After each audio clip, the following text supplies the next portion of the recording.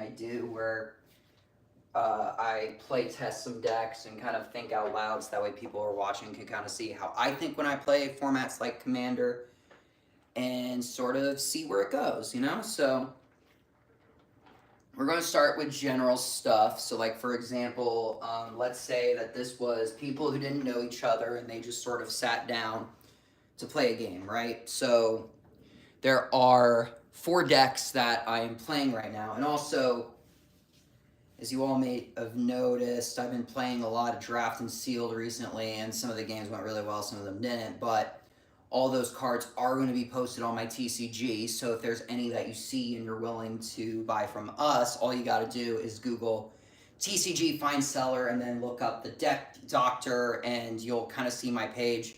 We're still working on the page, so there's not like a lot of things there, but if you are looking for a particular card and you'd like to send it through us, feel free to like look it up under our page, and if it's there, then we have it available. Like, I actually just posted the doubling season that I pulled, and I posted some other cards that I took out of decks for some of the other good pulls I had.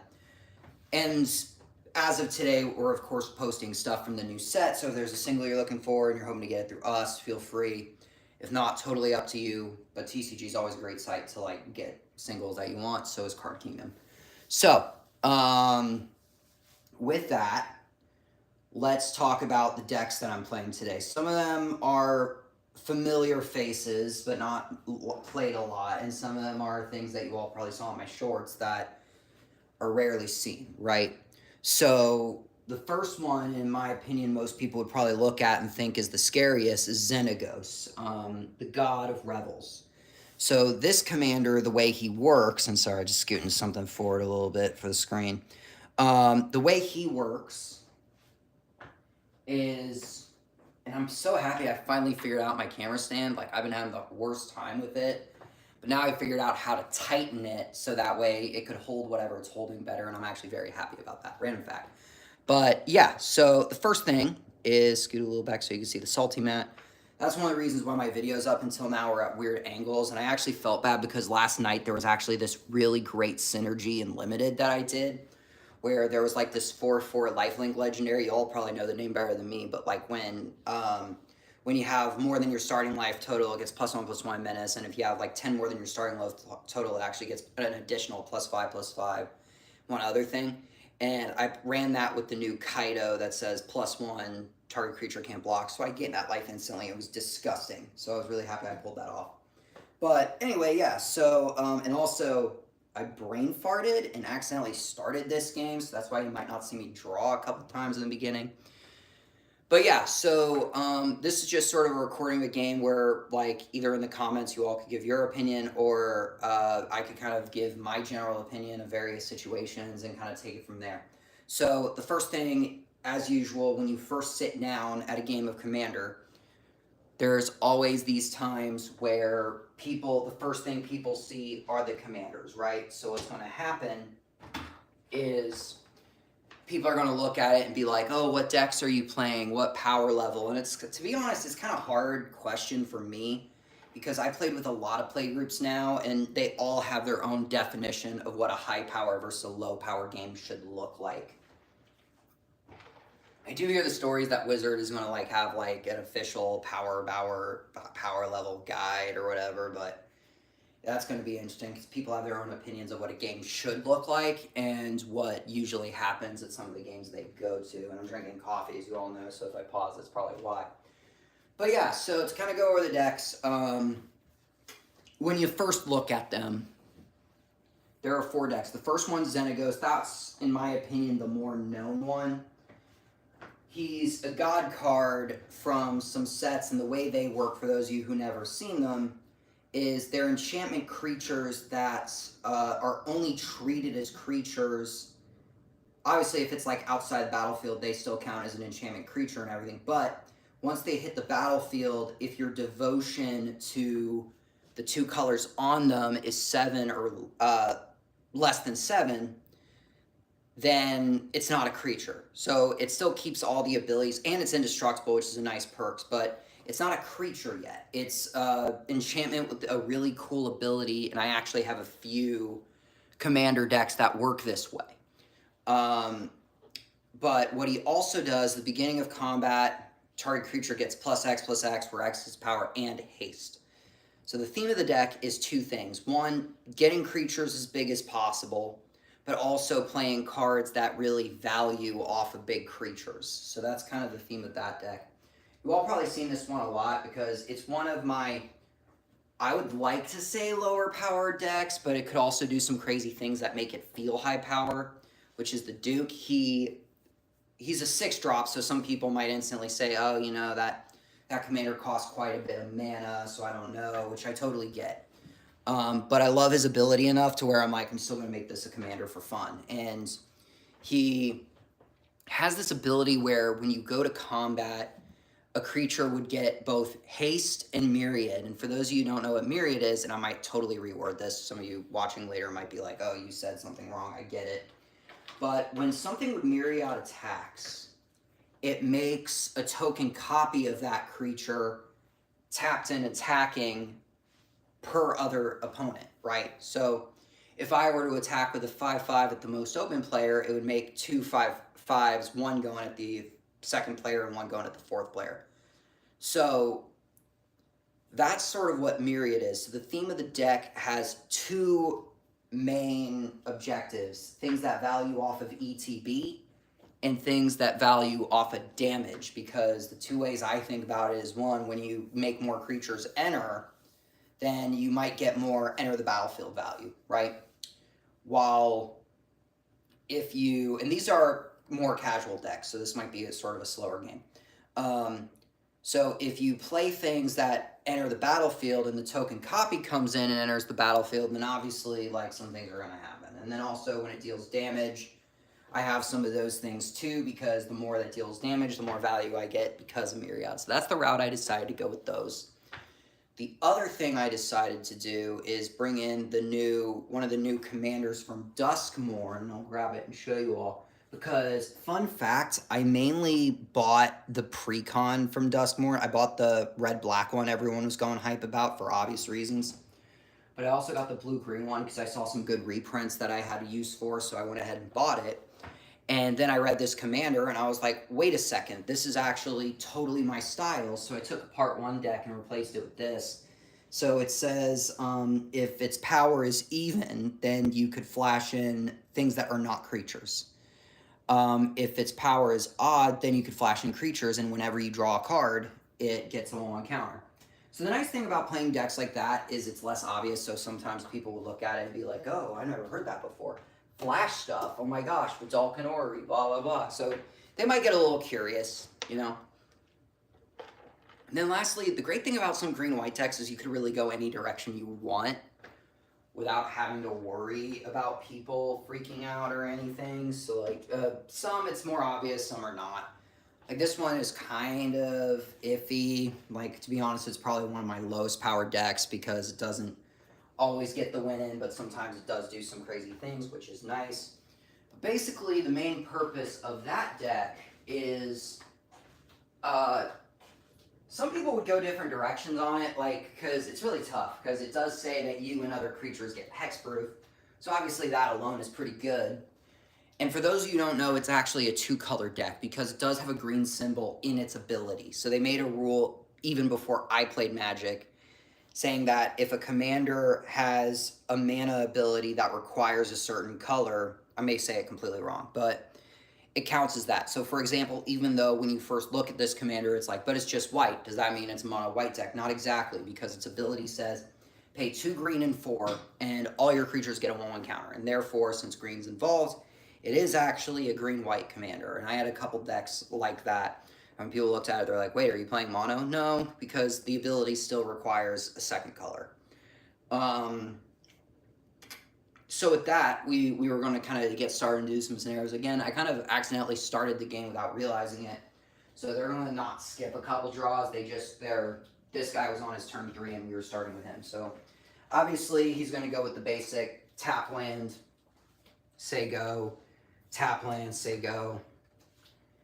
And obviously this is for like brand new players, but it's always good to start with the tap land. The reason why is because if you're not going to be doing anything with the tap land anyway, then it makes sense to play the tap land, because if you don't play the tap land, or if you wait to play the tap land, then, oh, gotta skip the draw because this guy, we accidentally started early. Because if you don't start with a tap land, then let's say you draw a 2-drop that really helps, and you only have the tap land in hand, then, well, you can't play it yet. So he's going to play another tap land.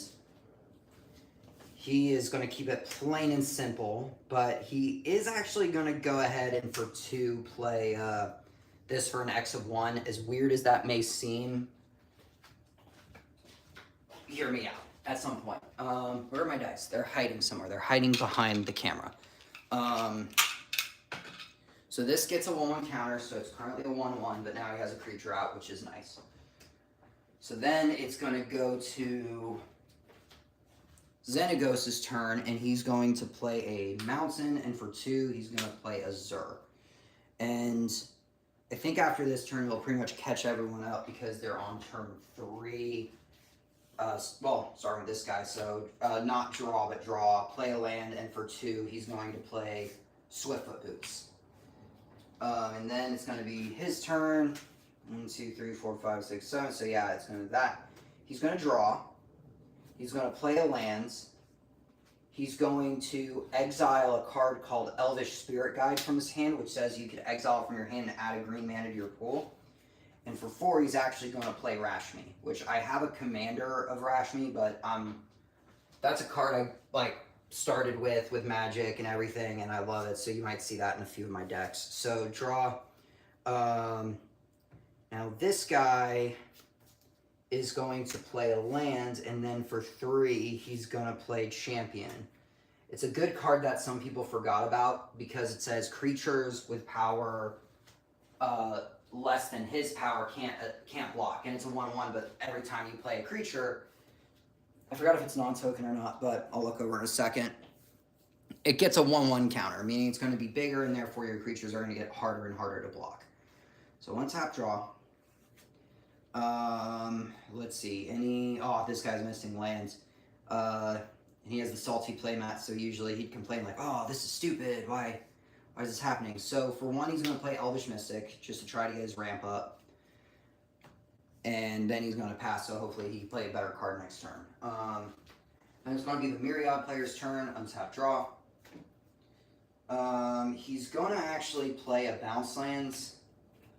1, 2, 3, 4, 5, 6, 7. Well, actually, for 2, he's going to play a card and then play a Bounce Land. But Bounce Lands, what a lot of people who start playing Magic don't realize is you don't have to play a land first. So that's why, especially in landfall decks, that's relevant, because when you play a card that says landfall and then play your land for turn, that ability happens. It's one of those things that just kind of seems not normal for new players because they get so used to playing a land and then something that they don't realize that you can actually do it the other way around too. You can play something and then play a land just as long as you have the mana for it before you do. So going to draw. This guy's a little not mana happy either, so he's going to cast Kadama's Reach. Rashmi will happen first because that happens on cast, which is when you first play the card. He's going to reveal something called Momentous Fall. So that will just go to his hand because it's not less than the spell that was cast with while Rashmi was out. So he's going to look for a forest, which will enter tapped, and an island, which he's going to put in his hand. So, and fun fact, he didn't play a land for turn yet, so he's going to play it as his land for turn. So that kind of made up for not drawing a land because he's basically caught up with the squad on having land. And he's not going to go to combat because here's the thing, usually I would say go ahead and attack right away, but there's a pro and con, like I say in every video. The pro is you get some damage in, great. And I mean, if it's just the beginning and you're working with a mature play group, then obviously it's like, okay, yeah, you attack me, cool, okay, yeah. Sipping coffee. Okay, yeah, it's just 1, not a big deal, but there are also some times where people think it is a big deal. Like, you just hit me for a damage, so now I know you're after me. So it could just vary on the person you're playing. But in this case, people are already playing cards, so it might be a little, like, in some cases, it might be a little risky to get on someone's bad side early, but that's sort of the pro and con. People have different opinions about it, so neither answer is wrong. So at the end of turn, he's going to add another counter with its ability, tap, add a 1/1 counter, and proceed to his turn, draw, command tower, and then I think it'll be best that he plays his commander. So now everything, including him, well, everything but his commander basically has hexproof. Trigger, when that enters the battlefield, it does get a 1/1 counter. So he's going to get a 1/1 counter. He could go to con, and to be honest, it's a little more affordable for him. So now the question is, who does he want to attack? He could attack with 2 creatures. He does have a 3/4 defense. So he's not really worried about people trying to come back at him. And in this case, here's another thing some players forget in Commander. Like, there's a pro and con with doing something I like to call spreading the love, right? Because what I would normally do in this situation is say, okay, go to combat. Power lesser than this, can't block. So he's going to go 2 unblockable here, because it does say lesser, so Rashmi can still block. So he's going to go 2 unblockable here and 2 unblockable there. So this player is going to take 2, and this player is going to take 2. There's a pro and con to that when it comes to spreading the love. The pro is you're showing the players that you're not someone to just target and be like, okay, this guy's coming all at me. I don't know what I did, but clearly he's coming at me. But the con is, since you hit a couple people, that means 2 people might look your direction instead of 1. So, like, that's the pro and con. Obviously, you still need to attack, because obviously that's how you win the game. But now that combat is starting, both these players are like, whoa, this guy, he's doing things. What are we going to do, table? Which is totally normal. But some people also do their strategy by assessing, okay, if I do this, who's going to look at me and think, wow, I'm the threat? So now it goes to this guy's turn. Untap, draw. Still didn't draw a land, but because he has the mana rocks out, he's going to, for 4, play Howlback Piper. It also has a mechanic called Daybounds. But before I explain that, since he tapped this for mana, everyone who isn't him just instantly takes a damage, which gets around hexproof since you're not targeting something specific. It's just something that's going to everybody. So the way Daybound works is, and this is mostly from, I think if I remember right, like some of the people who've been playing a while and might be watching this will probably say this better than me, but they kind of made it as a way to make some of the rules seem to make more sense with werewolves, because I think before it was simply if a player doesn't cast a spell a turn, they get to flip it. But if someone casts 2 spells per turn, 2 spells in 1 turn, then it flips back. But I think they changed it to the night and day mechanic. The cards from the sets before that still work that way, but the way day and night works is you play something that says Daybound, then you get like a little emblem-like thing that says day. So it's daytime now, so obviously werewolves don't turn, so they're in their human form during the day. But if, let's say, a player fails to cast a spell, and it's very interesting in Commander, because this kind of applies to everybody. If you play no spells in a turn, then it becomes night, which means that thing will flip into its other form. If a player were to cast 2 spells in a single turn, then at the end it'll become day again. So it'll flip back to its original form. So if I were to play more, I don't play werewolves, but I actually ironically pulled the popular commander for werewolves in one of my drafts, where it's very relevant, because if it's night, then you could kind of go crazy, but at the same time you got to be careful, because if you cast too many spells, then it'll go back to normal. But still pretty fun. My buddy loves flip cards. He actually has a commander of that. But I like this card mainly because of its ability, which says you could pay 2 and tap it and put any creature you want from your hand right into play. So I really like this card. But anyway, so now it's going to go to this guy's turn. Untap, draw. So he's going to play his Reliquary Tower again, and he's going to do something that we love to do in Commander, which is ramp by playing Solemn Simulacrum. I don't see it as much in play anymore. I mainly run it in here because of Myriad, but when it enters the battlefield, search your library for a basic land. It enters tapped, and, which is really good Myriad, if it dies, I get to draw a card. Now, I don't mean Myriad, it doesn't sacrifice it, it exiles it, or like when you leave combat. But the nice thing about that is if I come with them with copies of Solemn Sim and they choose to block it, then it dies. If they choose not to block it, then that's still 2 damage, which is nice. So now it's going to go over this player's turn draw. So what he's going to do is, he doesn't have a lot of options, but because he loves doing things, he's going to first start by playing his commander. So Rashmi trigger happens, reveal the top. It's a 5-drop, so it'll go to his hand.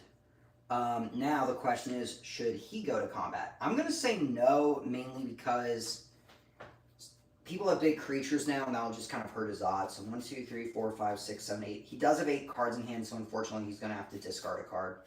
He's going to discard the big drop because he's probably not going to play it anytime soon. And then it'll kind of move on to the 1/1 counter player's turn. So draw.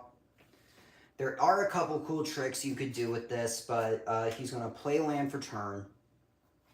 For 5, he's going to play a card that a lot of people have been playing Magic knows about, which is Archangel of Tithe. It is a 5-drop, 3/4 lifelink. It's a really popular card. And it says, whenever you gain life, all your creatures get a 1/1 counter. It can't attack right away because it did, of course, just come to the battlefield. But what he is going to do is he's going to tap this to remove a counter. Well, this gets a counter off of it entering.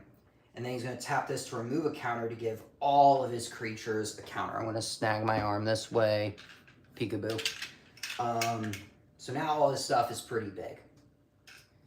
And anything that's 4 or less can't block. So again, this player is going to go with the spread the love method to make it feel. So that's why some players might ask, hey, what's everyone's life total? You're at 39, you're at 37, you're also at 37. So obviously he's like, okay, I'm going to have my commander come your way for 4. And this is a tough one because on one hand he has the Howlback Piper, and on the other hand he has Solemn Sim. So, but then again, I'm thinking because he could just block whatever and gain the life, that actually helps him. So he's going to go ahead and go 4 unblockable here and 4 in the air here. So they're both going to take 4.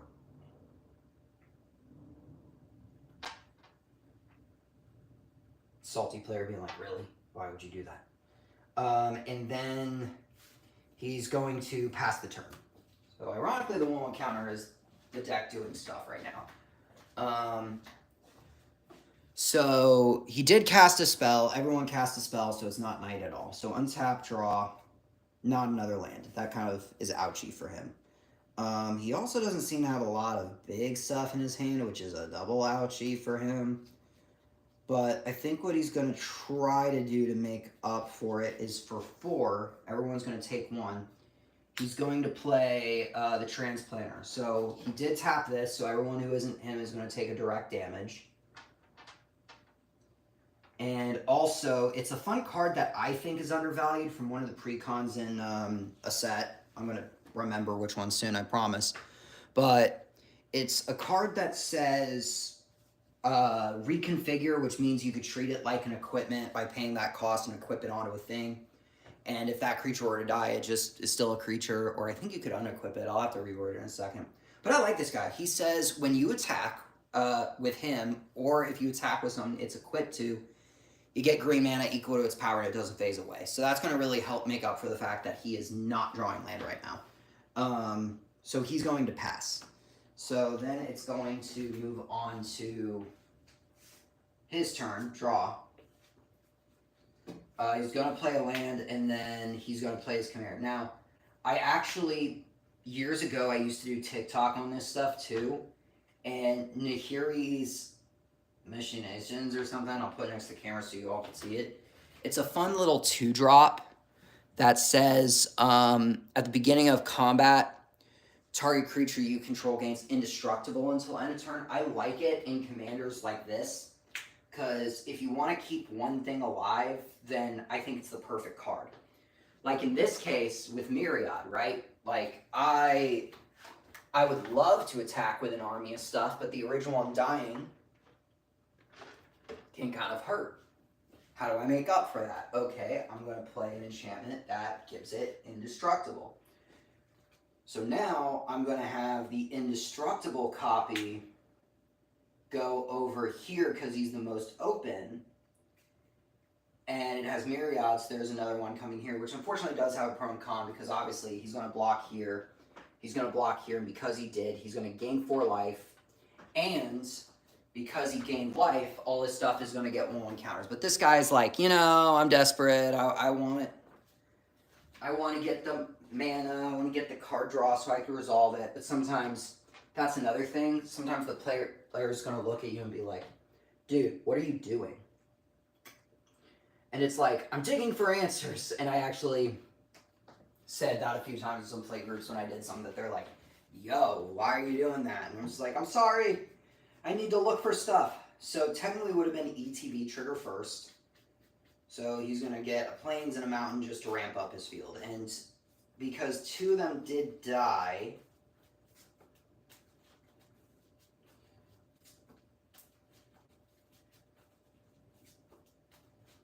he's going to go ahead and draw 2 more cards. Not bad, and actually one card's pretty gross. I'll show you soon. He does have Reliquary Tower, so hand size doesn't matter, so he's going to pass. So then it's going to go over to here, and he's going to play a classic card. So he's going to draw. Because he drew, his commander is also going to get a 1/1 counter, which means he could flash in creatures.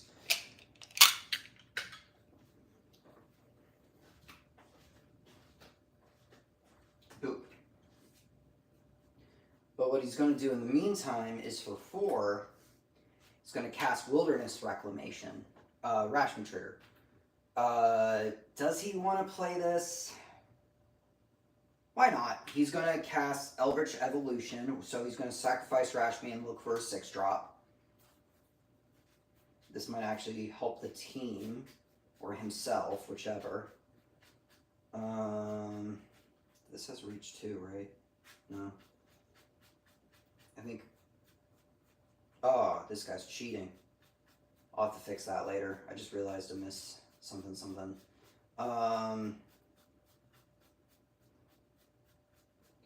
He's going to look for a... Ooh, that's even better. Oh, but it's 7. He's going to look for a Hydra. When it enters, he look for whatever land he wants. And then...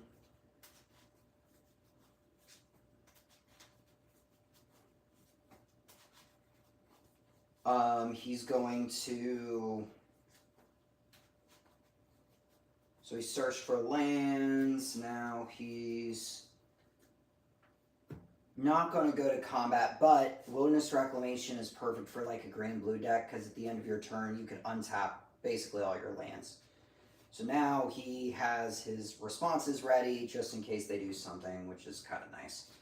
So now it's, and the other reason why he did that is this does have reach and it's pretty big, so it's going to make this player second guess if he wants to come at him, but the joke's on him because of this guy right here, which we'll find out in a second. So draw, he's going to, for 1, play a Soul Ring, and then for 6, he's going to play a card called Sirkin Goreclaw. It's actually been going really popular. Like, I read it, and I was like, wow, this card's really good from, what's it called? Marching the Machines.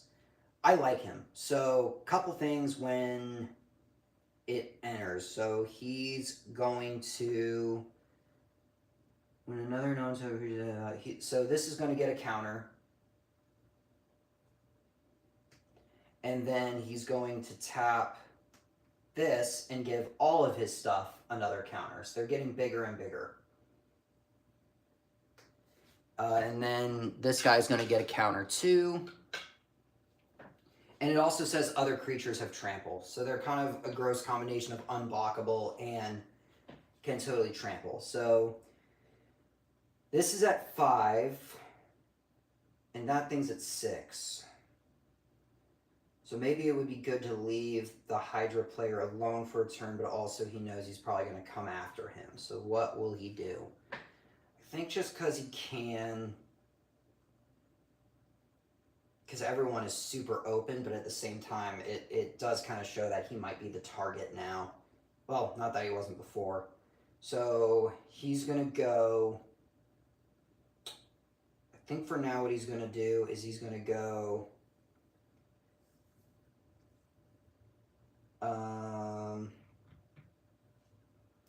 maybe 5 there and 6 in the air there. So this player is going to go down to 28. This player is going to go down to 24. Wait, what was he at? I brain farted. I was going to say, is it? Oh yeah, I just said 24.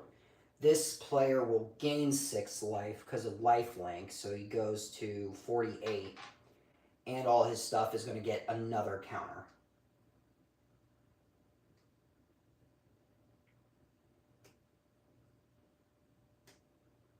And so now he's going to pass the turn and see how badly people are going to target him now, which obviously anyone would, right? Because he just did something gross. So untap,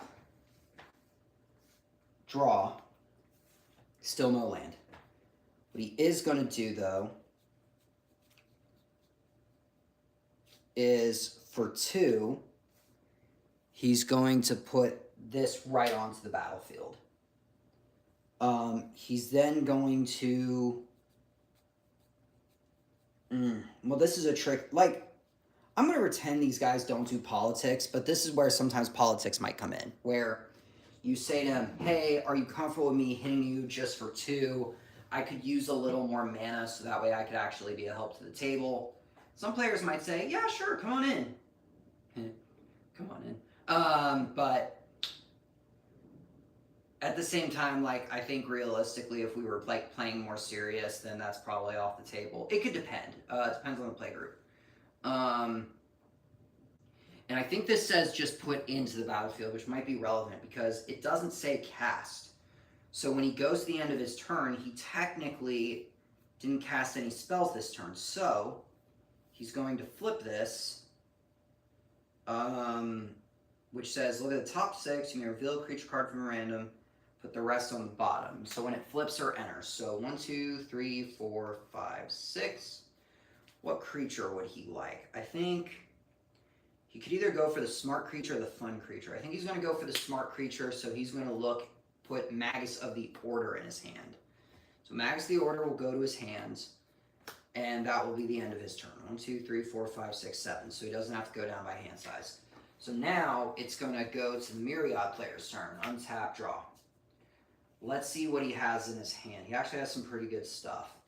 So he's going to start. Actually, that doesn't work. Sad face emoji. He has a burn board sweep in his hand, which would be more useful if the stuff over there wasn't so big. So he's going to start by playing a Hideaway Lands, top 4. He'll put this under it. The rest go to the bottom.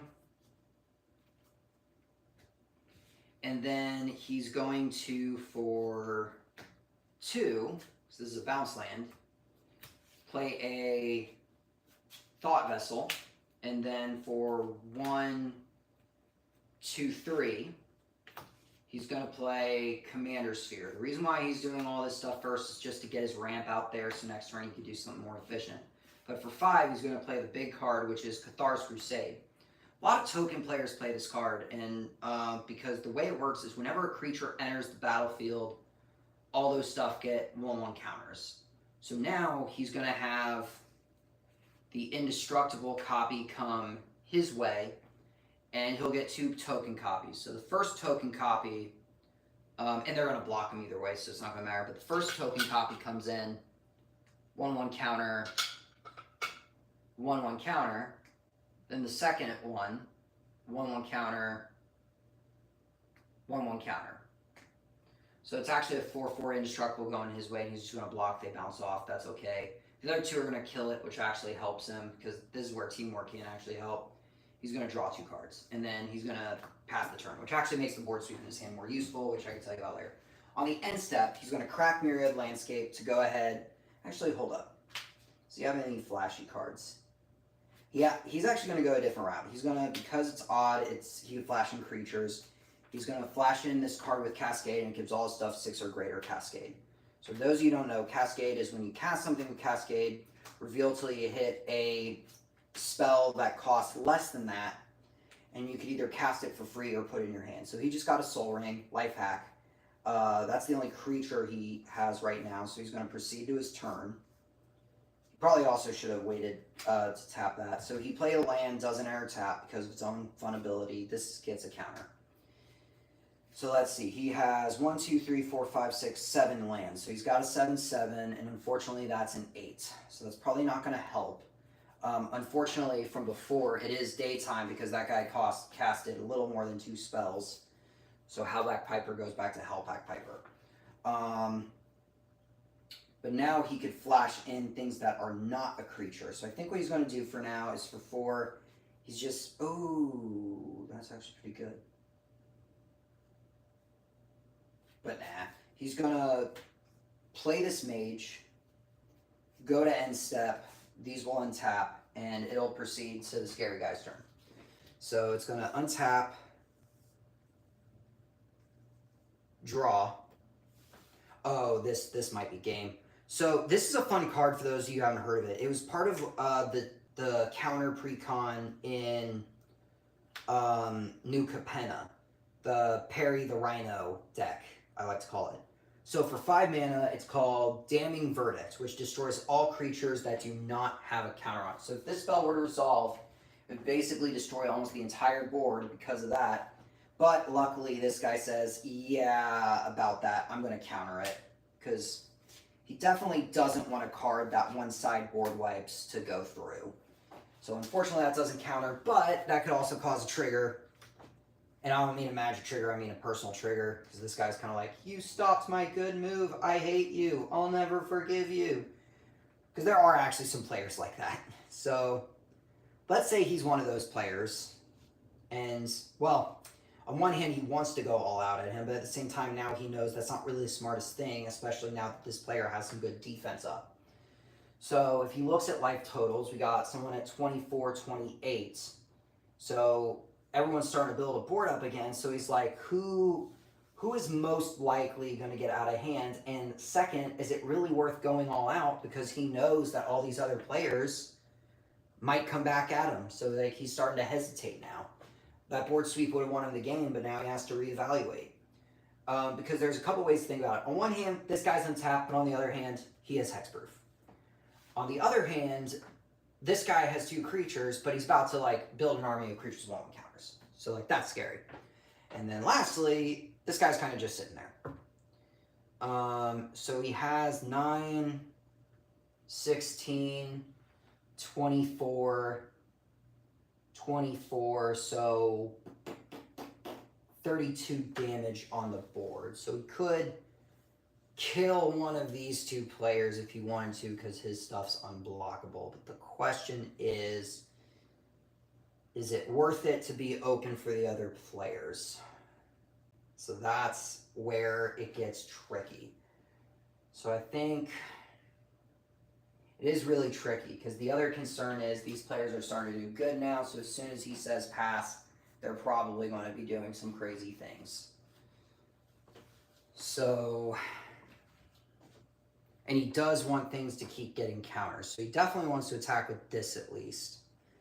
So I think likely he's going to have it come at the Myriad player for 8.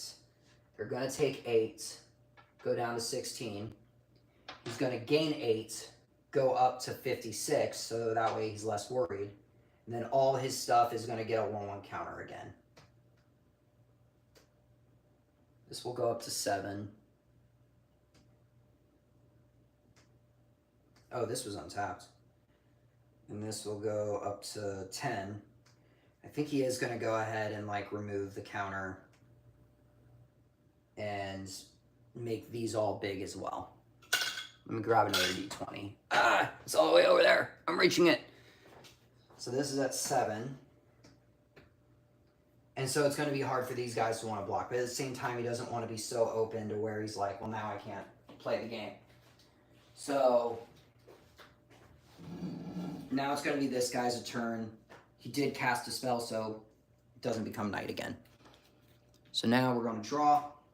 Finally, he drew a land. Yay. What he's going to do... Can't really give what he wants to play haste. So he's going to do for now is for 4. Everyone's going to take a damage. He's going to go ahead and play Magus of the Order. Everyone but him takes a damage. This guy's at 15. He's at 33. This guy's at 55. So he's going to just... pass his turn and hope things work out. So obviously the Myriad player's happy now because he can start doing some crazy stuff. So untap, draw. Ooh, this is pretty good actually. So things got bigger, so him trying to wipe the board is still not going to happen. I'll just inconvenience this guy right here. Because he has a damage board wipe, in case you all were wondering. So he's going to play a land for turn. He's going to... I think I know exactly what he wants to do. For 4, he's going to play this card, which players can't do things in response anymore because they can only play certain things at sorcery speed. When it enters, though, both of these get a counter. And he'll get a counter as well. So it's his turn to play the 1/1 counter game. And then he's going to, for 1... equip Swiftfoot Boots. He's going to go to combat. He's going to give this Hasten Myriad and Indestructible. He's going to have this come that way, the Commander come this way, and this also come this way. But in response, to the Myriad trigger, so before the Myriad trigger resolves, because you can also always respond to abilities, he's going to use this lands and bring in Terror of the Peaks. Trigger. This, and this all get a counter. Now the Myriad trigger resolves. 2 Solemn Sims. I wonder how this would work, actually. Normally I would ask a judge. Whenever another creature enters the battlefield, Terror of the Peaks deals damage equal to that creature's power to any target. So, I could be wrong, but I'm going to assume a couple things happen. So, let's say the first one enters. Counter, counter, counter, counter. And then the other one resolves. Counter, counter, counter, counter. And then, of course, his trigger, because I think... Oh, is this a soldier? Oh, that's so cool. Yeah, so his trigger also happens. I need to keep track. This is a headache. So, 2, 1, 3... 3. They're all going to be really big. Because he's making... That's the one thing about this card, too, that people are like, I lost track. What are we going to do? So, 7... 7...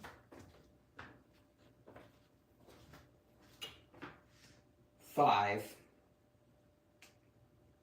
And then he's going to get one more, so 2...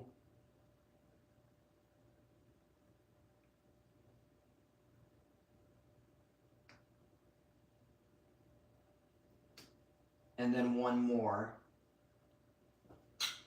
So 2, 3, 4, 5, 5, 9, Then this will go to 7 as well. This is actually really disgusting.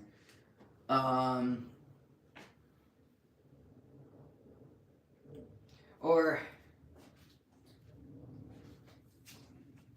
maybe too late to take it back, but normally, possibly this guy would have flashed in a counter. Oh, wait, no, he actually paid his mana wrong because he doesn't have enough colors. He couldn't have done that anyway. Yeah, no, like this would have still happened. So then if we resolve the triggers, he would have 5, 9, 14 damage on the spot. Honestly, I think he's going to aim all of them at his commander, because that way all this stuff could be targeted again, and he'll have to wait a turn before he could start doing some of this crazy stuff again. That's what I would have done, because this guy's clearly the main target, and the indestructible thing is coming at him, and I don't think he wants to block it, so he's just going to take 11, go down to 34. And these guys are coming at him, so I think he's just going to... If this were the salty player, I think he would just scoop, to be honest. Because even though, like, on one hand he could block and survive, I know some players would likely just be like, dude, that literally gets rid of my whole board, man. I'm just going to scoop. So we're just going to pretend that's one player down. Then these tokens stay. So I'll grab a little something in a second. These... Well, these are pretty big things coming at both of them. He's scooped, so he's not gonna... I think he's just gonna block it. He's gonna draw a card. He keeps these tokens. These ones go away. Dude, he's gonna make multiple Terror of the Peaks. And then second main, he's gonna play a Signet. He's gonna play a Lightning Greaves, just give his... Oh, actually, that kind of hurts. Yeah, he'll give it Lightning Greaves. I know he can't Myriad it yet, but that way they can't target it for a turn. And then he's going to end turn. He keeps these tokens and the Myriad ones go away. So on the end step, this guy's going to be thinking now, because this is kind of scary. I think for... he paid it wrong again. I think what he's going to do, because he realizes this, is he's going to crack Myriad Landscape to look for 2 basics. I think he's going to look for 2 green. 1 green...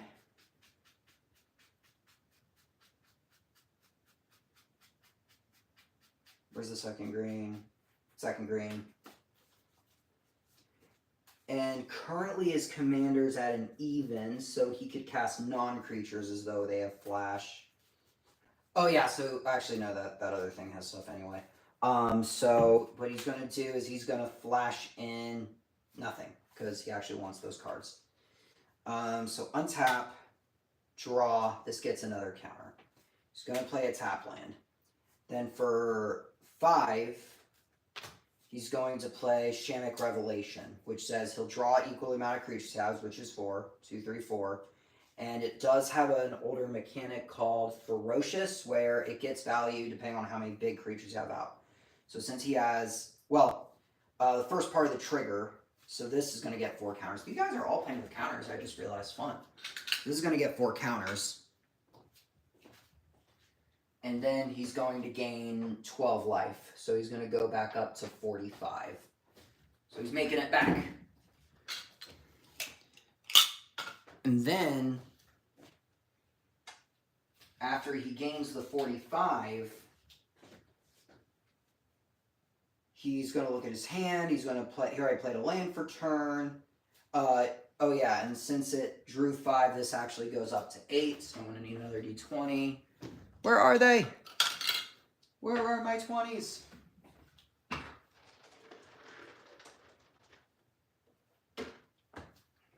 Coffee is so good in the morning. So this will go up to 8. So it's still an even cost. Well, sorry, 8 counters. So he's at 10. So still an even cost.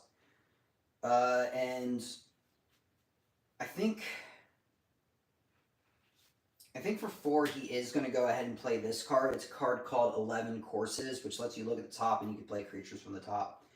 Then he's going to go to the end of his turn, so all his lands untap, so his Soul Ring still remains tapped. That's still pretty good. And then he's just going to see what this player does to see if he can make a comeback. Because, yeah, hitting that commander really hurts, and now the Myriad player is the big threat. So untap, draw. He doesn't really have any... Actually, he has one thing that could help. He's going to play Reclamation Sage to destroy the thing giving him all those gross counters, so at least he could slow him down. It doesn't help, but it, like, slows him down a little bit. Then, for 3, he is going to go ahead and play his own copy of Kadama's Reach, so he could ramp and have, hopefully, be a better help next turn. He's going to play a land for turn, so I don't think he did yet, or I did and forgot. It's on video.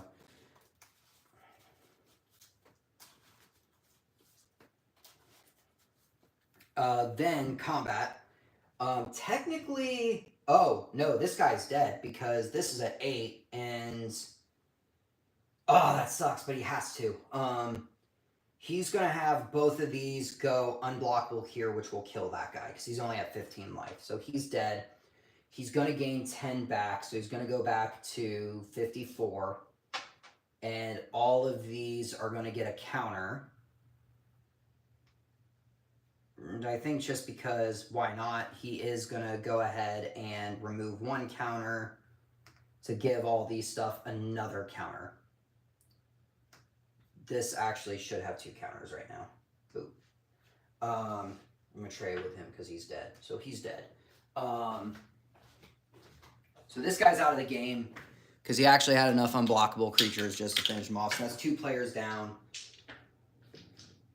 which means there's just 1 to go for both of them. Again, threat assessment. Like, if that guy went off with Terror of the Peaks, that would have been disgusting for everybody, except him. So he's out of the game. So now, on his end step, it's just these 2. He's debating on what to do. I think what he's going to do, because he could flash in even spells, is he's going to play... Momentous Fall, which is an additional cost sack a creature, so he's going to sacrifice his big Hydra. And he's going to draw cards equal to its power and gain life equal to its power. So that's 1, 2, 3, 4, 5, 6, 7, 8, 9. So he's going to go up to 54 as well, so it's a pretty tied game. And he's going to draw 9 cards.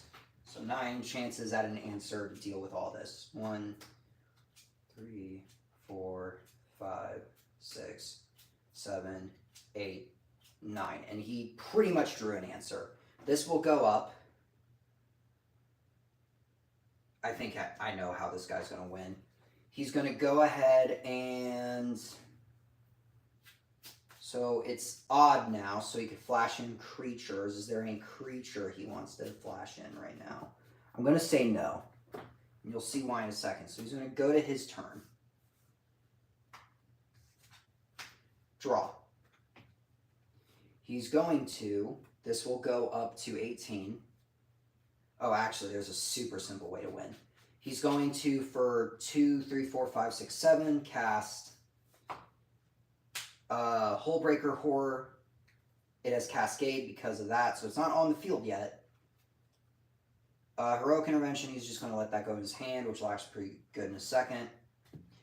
And basically, he's going to cast 2 spells like Llanowar Elf and Patrician, which will bounce his 2 things that can block. And he's going to draw a card so his commander has 21 power, so he can hit him for lethal commander damage. So with that, the flashy player won. And that's sort of the tricky thing because, like, on one hand, that guy would have wanted to, like, wait. But it kind of turns into a game of rock, paper, scissors sometimes where, like, you got to choose, do you want to use rock or paper to either beat scissors or rock, you know? In this case, he chose to defeat the Myriad, and that gave this guy a chance for victory. So that was actually a pretty good demonstration game. I'm not going to lie. I think that was a very interesting one.